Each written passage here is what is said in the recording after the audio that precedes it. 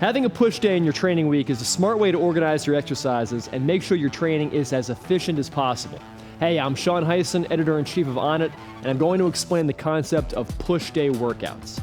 If you like this video, please give it a like and subscribe to our channel for more stuff like this. A push day is any workout where you train the muscles that push things away from you. That usually means the chest, shoulders, and triceps, but some people like to include the quads and calves too, as they are the pushing muscles for the lower body. Generally, you start a push workout by working the biggest muscles first and finish up with the smaller ones. So a good push day might begin with some chest presses and then go to shoulder presses or lateral raises and end up with tricep extensions or push downs. If you've ever been confused about which exercises to use on which workout day, organizing your training into a push, pull, and leg days makes it pretty obvious. If you train chest, shoulders, and triceps on push day, you've covered one half of the upper body and hit all the muscles that work together to push. On your pull day, you would want to balance that out by doing back and biceps exercises, i.e. moves that have you pulling the weight toward you. You can then round out the split with a leg day that covers the whole lower body. A typical push day is going to work your pec major. This muscle draws your arms in front of your body and up overhead. Anterior deltoids, they assist in raising your arms in front of you and overhead. Lateral deltoids, these lift your arms out to the sides. Posterior deltoids, they pull your arms behind your body like that. Triceps, they extend the elbow and help pull your arm downward from overhead. If you choose to work your lower body as well, the pushing muscles of the legs are the quads and the calves. The quads extend the knee, and the calves raise your heels up. The best push day exercises are going to be the ones that have a lot of potential for loading, so that you can get strong on them over a long period of time. That will allow you to keep building muscle over the long haul. They should also be exercises that you can perform safely and master the form on without too much trouble. Some of our favorite push day exercises include the bench press, overhead press, triceps push down, and triceps extension. Any variation of these movements is fine. For example, you can do them with a barbell or dumbbells, cables or bands, and use a flat or inclined bench. If you want to emphasize your chest on your push day, start it off with 1 or 2 chest exercises and then move on to shoulders and triceps.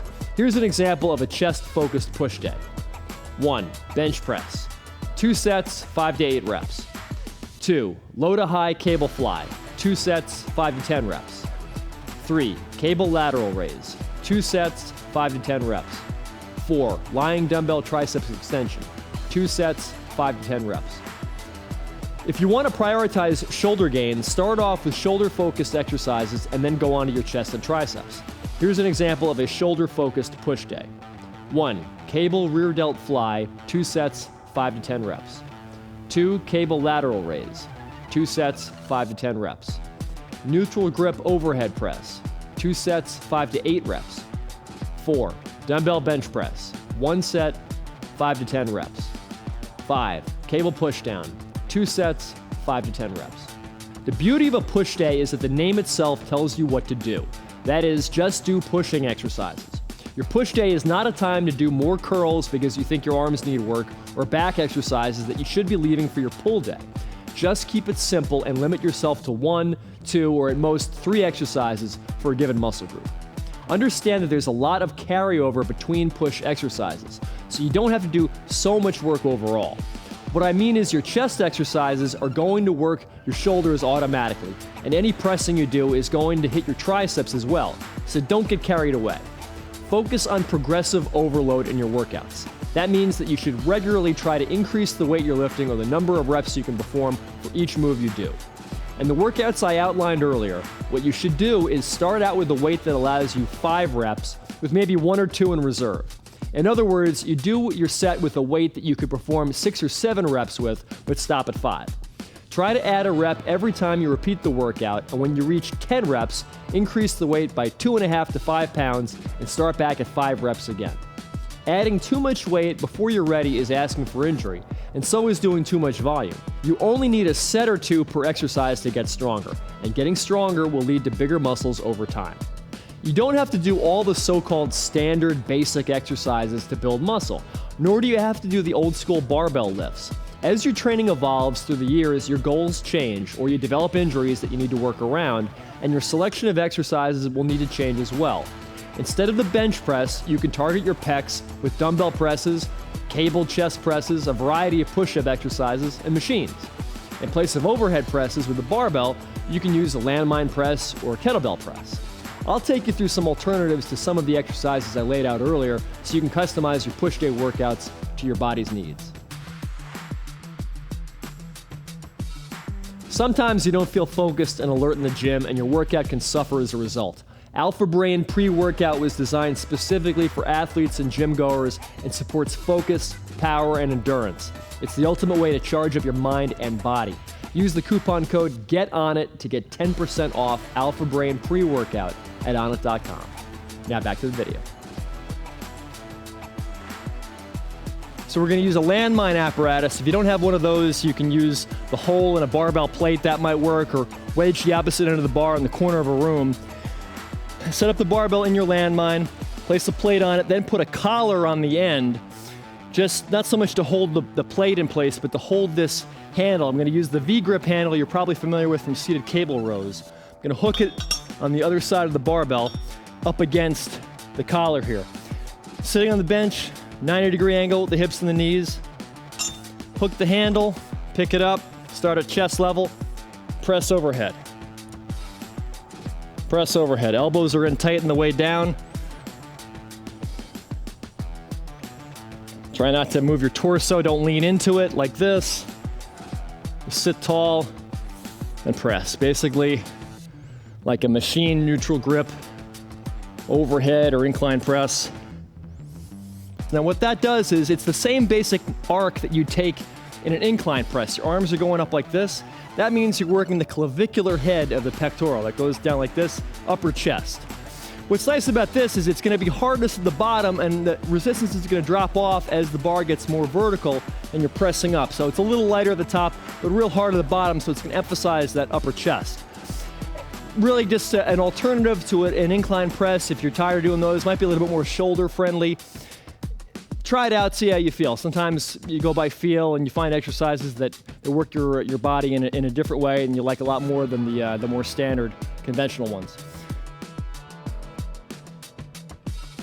The half kneeling landmine press is a good alternative to an overhead or incline press. If you don't want to use a conventional barbell in a conventional way, get in this half kneeling position. This will give you a nice stable place to push from. You're going to use one end of the barbell. It allows you to use a neutral grip, which is usually pretty shoulder friendly. And a lot of times when people are pressing with the barbell in a conventional way, palms facing forward, they end up leaning back as they press, hyperextending their lower back. You won't be as apt to do that with the landmine press. You're going to press and, if anything, lean forward a little bit so you get a full range of motion, get the arm totally overhead. It's hard to do that for a lot of people.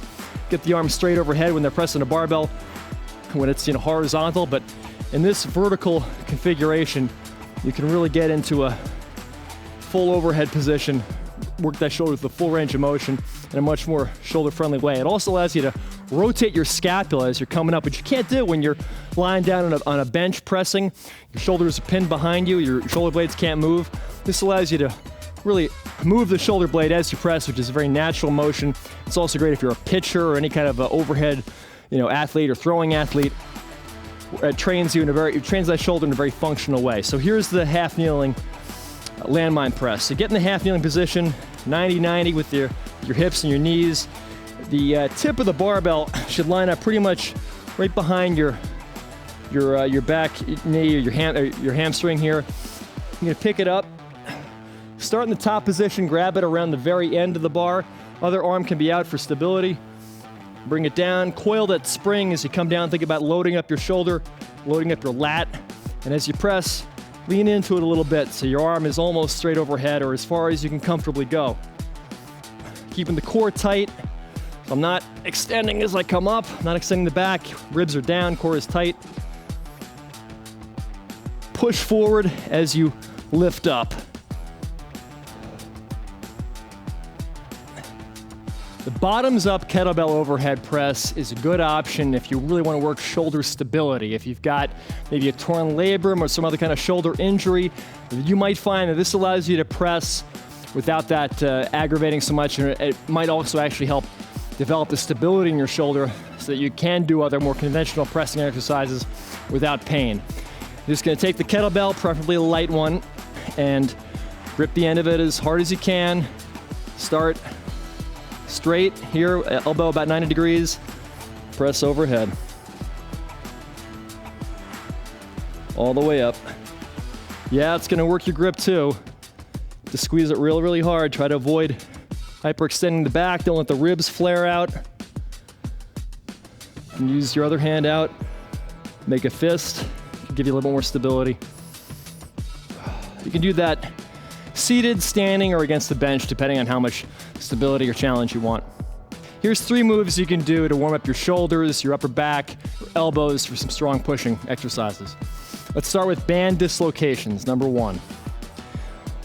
Get an elastic exercise band, hold it with your hands a little outside shoulder width, straight, put a little tension on it, start in front of your body, and then up and overhead. Keep your elbows straight, let the band expand as you get to your tightest point overhead and behind your body. Feel the stretch in your shoulders and your pecs. Get the elbows straight, look straight ahead, don't bend back, don't lean to either side. This will get easier with more reps you do. And as it gets a little bit easier, you can maybe choke up on the band a little bit more so you get more of a stretch. Go all the way behind your body to right above your butt. Come back. About 3 sets of 8 to 10 there. All right, from there we'll go into the standing T-spine twist. Gonna try to keep your hips very, very square and facing forward the whole time while you take your shoulders and twist them back as far as you can and reach to the wall behind you. So what you're gonna wanna do, what your body's gonna wanna do if you're tight, is bend the whole thing. Move the hips with the shoulders as you go back. That's easy. That's not a bad way to start off and warm up if you're a beginner to this, but if you've been training for a little while, you definitely wanna up the ante a little bit and try to keep those hips very square and facing forward. Turn like this, reach back. Come front, turn all the way, extend the arm. Turn.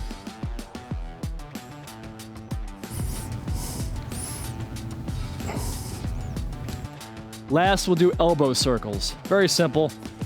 Thumbs up, elbows at your side, shoulders drawn back. And bring them up and around. Try to push your elbow, your thumbs behind you as much as you can. Imagine you're hitchhiking behind your body almost. Reach back with the thumbs, keep the elbows in, the shoulders back. I don't know if you can hear this, but my right shoulder is creaking and crackling pretty good. So that means your shoulders are working as well as your elbows here. But you want to get the elbows warmed up before you do any kind of heavy pressing movements. Get them used to some rotation so they can move in slightly different patterns. If the weight gets a little bit out of its groove, it's going to be prepared for whatever training throws at you. For all these exercises, we'll do 3 sets of 8 to 10 reps, and you'll be good to go. Because a push workout is so comprehensive, you don't need a lot of other workouts in the week to train your whole body. As I said earlier, you can do push, pull, and leg workouts and cover everything. In this case, I would do a push workout on Monday, a pull workout Tuesday, take Wednesday off, and then do a leg workout on Thursday. On Friday, you would begin the cycle again, starting with a push workout. You can vary the exercises you do when you repeat the workouts so things don't get stale. If you're an intermediate or more advanced lifter, it's a good idea to have A and B options for each workout day. Ultimately, it's smart to train each muscle group twice in a 7-day period. So if you do a push workout on Monday, you should do another one by Friday or Saturday. That's enough time to recover, but not so much time that you begin to lose adaptations. Now, if you choose to put leg exercises such as squats for the quads and calf raises for the calves into your push day, things have to change a little bit. You can do your leg work before or after your chest, shoulder, and triceps work on your push day, and then your pull day would have to consist of back, biceps, glute, and hamstring exercises. In this kind of split, you're really doing 2 full body workouts, but they're organized according to muscles that push and pull. Note that when it comes to legs, it's very hard to train quads without there being some overlap with glutes and vice versa. So you may want to take 1 day of rest in between push and pull workouts that train the upper and lower body together.